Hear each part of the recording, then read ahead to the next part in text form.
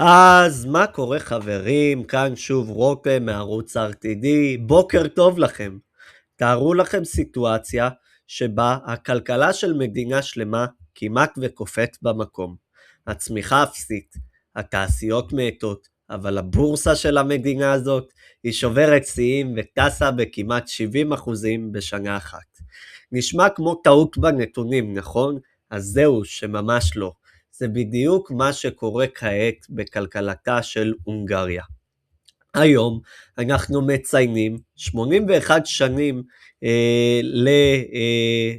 לתאריך 4 באפריל 1945, התאריך שבו ברית המועצות שחררה את הונגריה והחלה 45 שנות שלטון קומוניסטי. לפני שנה בדיוק עשיתי לכם סקירת ספיישל ארוכה על ההיסטוריה הזאת, של השיר, של האירוע, ואפילו על ההימצאות של האנדרטה הפיזית של המקום. ודיברנו בהרחבה על השיר המפורסם שליוותה את הסקירה ההיא, לינק יופיע לכם פה למעלה.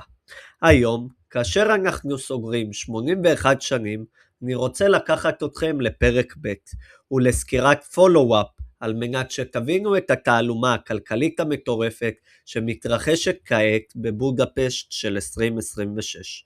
ברוכים הבאים לסקירה הגיאופוליטית כלכלית החגיגית שלנו, כסקירת פולו-אפ ל-81 שנים לתאריך אפריל פור רול. בסקירה הקודמת שלי הצגתי תחזית אופטימית. הונגריה הייתה אמורה לסיים את שנת 2025 עם תמ"ג של סביב ה-275 מיליארד דולרים. אז כעת מבחן המציאות, ללא שיפוטיות, אלא רק מספרים נטו. לפי נתוני קרן המטבע הבינלאומי, שנת 2025 הסתיימה עם תמ"ג של 247 מיליארד דולרים בלבד, עם קצב צמיחה שנתי של 0.4% בלבד. מה קרה שם למעשה? הונגריה היא כלכלה קטנה ופתוחה, במרכז אירופה.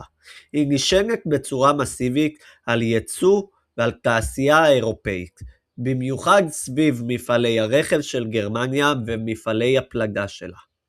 ברגע שהקטר האירופי מאט, וכולנו יודעים כבר שהכלכלה האירופאית עברה טלטלות רבות בשנה האחרונה, זה מיד משתקף במפעלים שמחוץ לבודפשט. הכלכלה המקומית פשוט מגיבה לתנאי המקרו העולמיים, ובעיקר נפגעת באירועים עולמיים כמו חסימת מיצרי הורמוז שקרתה החל מחודש מרץ בעקבות המלחמה באזורנו.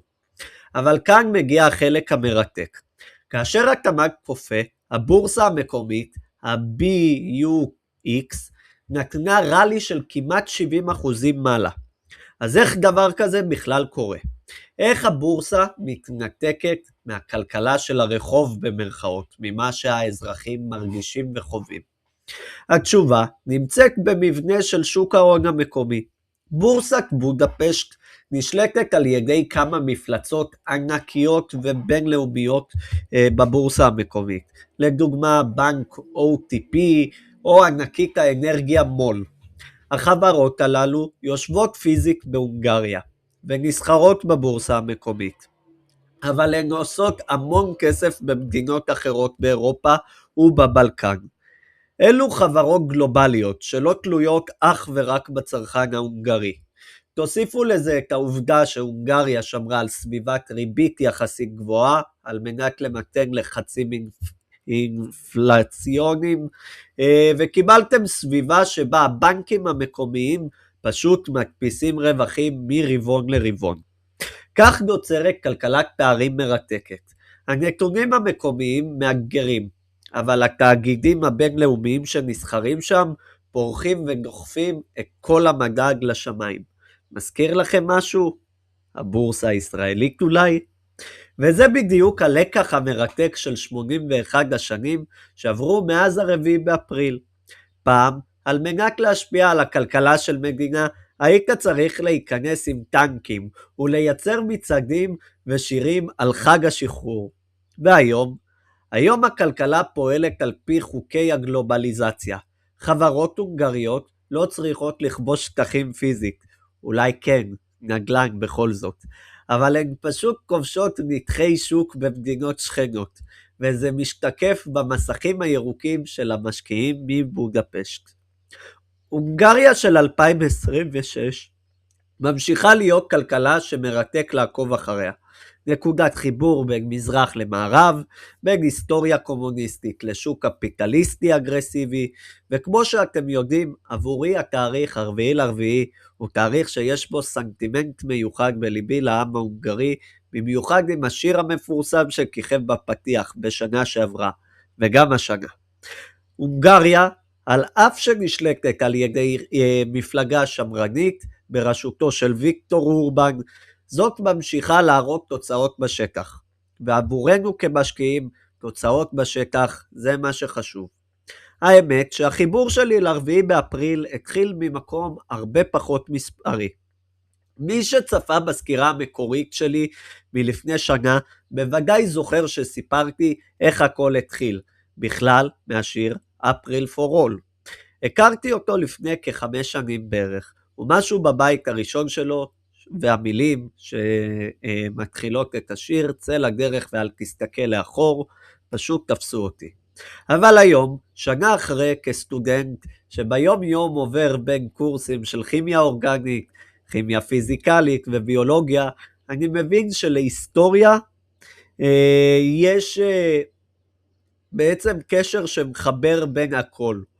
ובעצם היא לא נשארת רק במילים של שירים ישנים, אלא היא קורית ממש עכשיו, בגרפים של הבורסה, לראות את הפער הפסיכי הזה שבין שיר תעמולה שהבטיח להמונים עתיד ורוד, לבין המציאות של אז ושל היום, שבה חברות ענק טסות למעלה, בזמן שהכלכלה ברחוב ובכיס של כולנו נעצרת. זה מסוג הדברים שגורמים לי לעזוב את סיכומי השיעור של הסמסטר ולשבת להקליק לכם עוד סקירה. אי אפשר מבלי להזכיר את זה שאנחנו בחג הפסח, שמדבר גם כן על שחרור, וגם בשנה שעברה התאריך יצא כמה ימים לפני חג הפסח, והשיר שלנו, April for All, מדבר בדיוק על זה. ולשם כך אני מאחל לכם מועדים לשמחה, ואני מקווה שהפסח הזה והתקופה הזאת תיתן לנו את הקרקע לסיים הפעם את הבעיה האיראנית לתמיד, וגם אז אנחנו נוכל להיות אלו שנשיר את שירי הפסח כחופשיים ולקבל טוויסט היסטורי נוסף לחג החירות. אני מאוד מקווה שנהנתם, אשמח שתצטרפו כמנויים לערוץ, והנה סיכום שסגרנו לנו ככה עוד שנה באיזה סקירת פולו-אפ נחמדה. כמובן אין בכל האמור בסקירה זו כמו גם אחרות המלצה או הנעה לפעולה.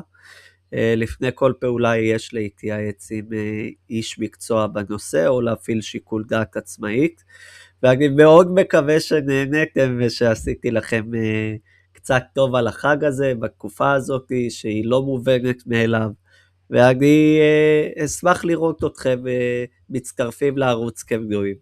נתראה בסקירה הגיאופוליטית כלכלית הבאה.